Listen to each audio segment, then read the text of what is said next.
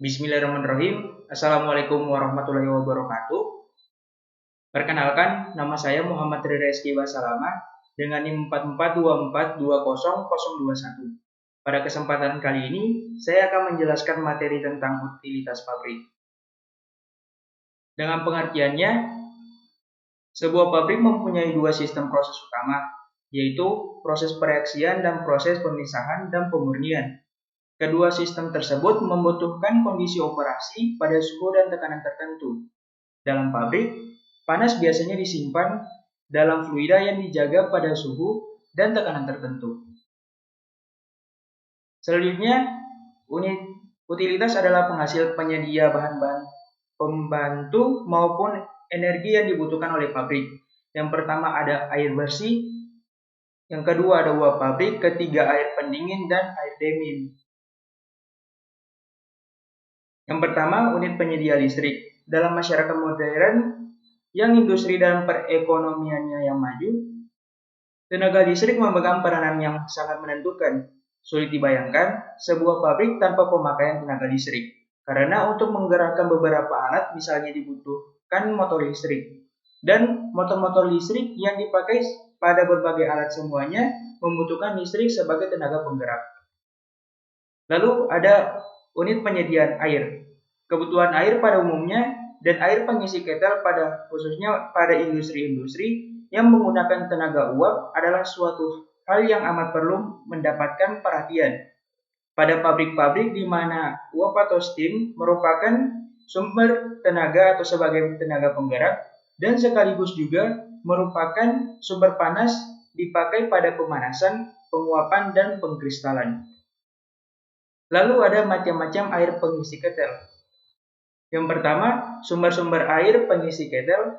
Macam-macam air yang dapat digunakan sebagai air pengisi ketel adalah air sumur dan air kondensat. Lalu ada syarat pengisi ketel. Yang pertama, zat tersuspensi seperti lumut dan tanah liat. Biasanya dihilangkan dengan penyaringan. Lalu ada zat terlarut seperti garam-garam mineral, garam magnesium, kalsium, dan lain-lain.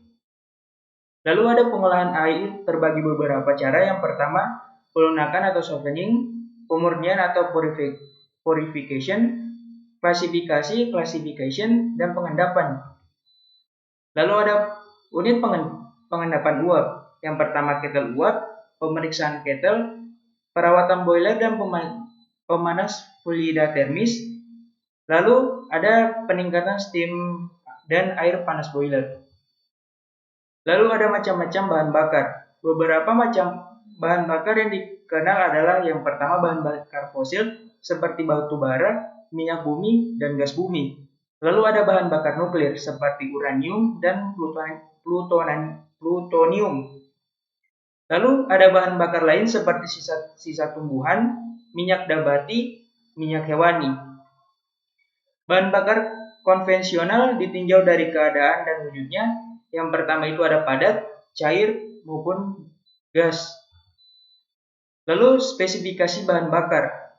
Nilai kalor atau heating value, atau calorific value, atau kalor pembakaran. Yang pertama, kandungan air di dalam bahan bakar, kandungan abu, kandungan belerang, berat jenis, viskositas atau kekentalan, flash point, titik bakar atau ignition point, bau, titik anilin, dan faktor karakterisasi dan titik didih. Bahan bakar padat yaitu bahan bakar, nilai panas, dan sifat pembakaran. Bahan bakar padat yang penting ialah batu bara dan kokas. Batu bara merupakan campuran karbon, hidrokarbon, dan sedikit bahan mineral. Makin tua batu bara, makin tinggi kadar karbonnya. Misalnya batu bara mineral, lalu ada antrasit. Lalu ada bahan bakar cair, yaitu minyak fraksi berat dan minyak fraksi ringan. Minyak ini digunakan untuk menghasilkan panas dengan jalan dan membuat kabut pada aliran udara bertekanan atau pembakar minyak. Lalu minyak diesel, bensin, dan aftur.